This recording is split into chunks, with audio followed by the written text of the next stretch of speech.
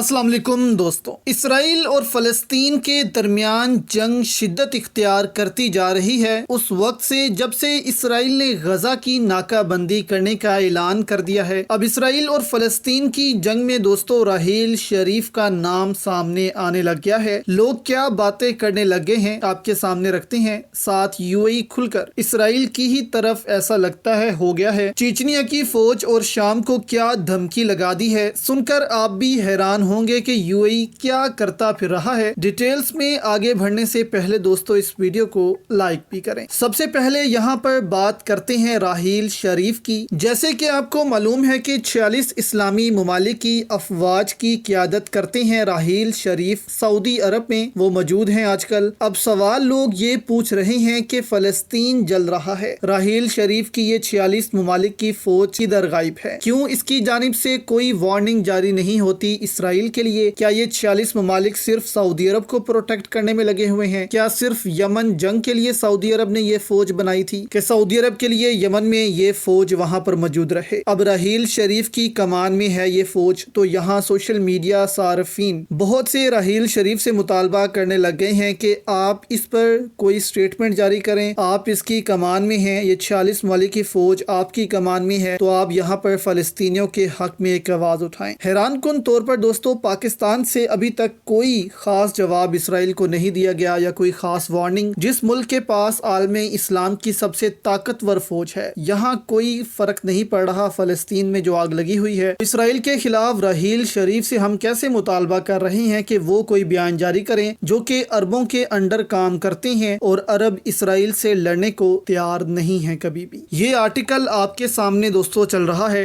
हैरान कुन तौर पर यूएई का जवाब आया मुस्लिम दुनिया को। आप कह लें कि फ़लस्तीन को ही जवाब दिया गया यूएई की जानिब से कि अपने मामलात खुद हल करो। यूएई ने कहा कि हम तजारत और सियासत को मिक्स करना नहीं चाहते, यानी कि फ़लस्तीनी शहीद होते हैं तो हो जाएं। हमने अपनी तजारत जो है वो इसराइल के साथ नहीं रोकनी है। हम नहीं रुकेंगे अपनी तजारत, हम पैसा कमाएंगे, कमाते रहेंगे। और इस मसले को हल करने की बजाय दोस्तों $2 करोड़ इमदाद का ऐलान किया है यूएई ने फ़लस्तीन के लिए, जबकि फ़लस्तीन भी कह रहे हैं कि हमें इमदाद नहीं, मुस्लिम भाइयों का साथ चाहिए, मुस्लिम भाइयों की आवाज़ चाहिए जो हमारे साथ खड़ी हो। लेकिन यूएई आजकल बहुत पैसा कर रहा है कि हमने बस पैसा कमाना है, कमाई करनी है, तिजारत करना है, तरक्की करनी है। उनको किसी से कोई लेना देना नहीं है। और ये नतीजा है दोस्तों पीस डील का जो यूएई ने की है। और सऊदी अरब भी अगर ये पीस डील इसराइल के साथ कर लेता तो यहाँ पर सऊदी अरब के मुंह से भी एक लफ्ज नहीं निकलना था। अब दूसरी जानिब दोस्तों शाम को भी वार्निंग जारी कर दी है यूएई ने कि खबरदार अगर इसराइल की जानिब देखा भी तो। यहाँ पर तो चाहिए था कि मुस्लिम ममालिक एक आवाज बनकर इसराइल को धमकी लगाते कि इसराइल खबरदार गजा की तरफ देखना भी मत, तो हम इसको कबूल नहीं करेंगे। यूएई उल्टा मुस्लिम ममालिक को ही इसराइल के लिए धमकी लगा रहा है। ये आर्टिकल आपके सामने चल रहा है। यूएई ने सीरिया की बशारुल असद हुकूमत को खबरदार कर दिया है कि हमास और इसराइल की जंग में कोई भी गलती मत करना, अपनी सरजमीन मत इस्तेमाल करना। अब यहाँ पर सवाल दोस्तों ये होता है कि यूएई ने तो धमकी शाम को लगाई है,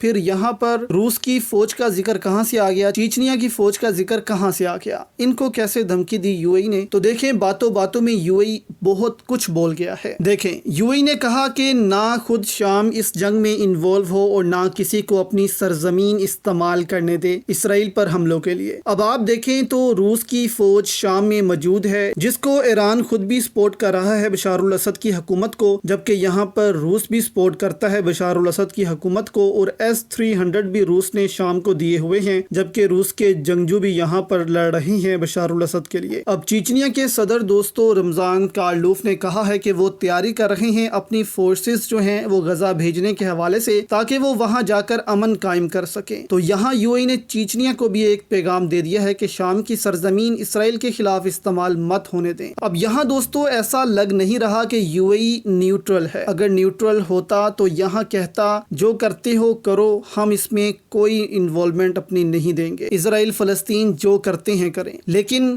UAE فلسطین کے حوالے سے تو کہتا ہے کہ ہم کوئی مدد نہیں کر سکتے، ہم تجارت اور سیاست کو مکس نہیں کرنا چاہتے، جبکہ اسرائیل کی جب باری آتی ہے تو شام کو دھمکیاں لگا دیتا ہے کہ مداخلت مت کرنا۔ تو یہاں پر UAE بھی ڈبل گیم کھیلتا جا رہا ہے، جبکہ روس پورا اپنا مائنڈ بنا چکا ہے کہ غزہ میں روس اپنی پریزنس رکھے گا اور اپنی فوج وہاں بھیجے گا جو امن قائم کرے۔ پاکستان، ترکی، مصر نے بھی دوستو پچھلی دفعہ یہ تجویز پیش کی تھی کہ ایک UN فوج بننی چاہیے جو اسرائیل اور فلسطین کی سرحد کے درمیان موجود رہے اور وہاں پر امن قائم رکھے، وہاں دونوں ممالک کی فوج چلی جائیں اور یہ امن فورس صرف وہاں پر قائم رہے۔ لیکن اسرائیل نے اس تجویز کو مسترد کر دیا تھا اور کہا تھا کہ کسی بھی ملک کی فوج کی پریزنس اسرائیل کے خلاف اعلان جنگ ہوگا اور اسرائیل اس ملک کے خلاف پھر اعلان جنگ کرے گا، جبکہ اس تجویز کے بعد فوری طور پر سیز فائر بھی ہو گیا تھا، جس کے بعد یہ معاملہ پھر سے لٹک گیا تھا۔ لیکن اب ایک دفعہ پھر سے یہ معاملہ زور پکڑتا جا رہا ہے کہ غزہ اور اسرائیل کے درمیان میں ایک لائن ہونی چاہیے جس میں یہ امن فورس موجود ہونی چاہیے جو ہر طرف نظر رکھے کہ کون یہاں پر امن خراب کر رہا ہے۔ آپ کی اس پر دوستوں کیا رائے ہے؟ ہمیں نیچے کامنٹس میں ضرور بتائیے گا۔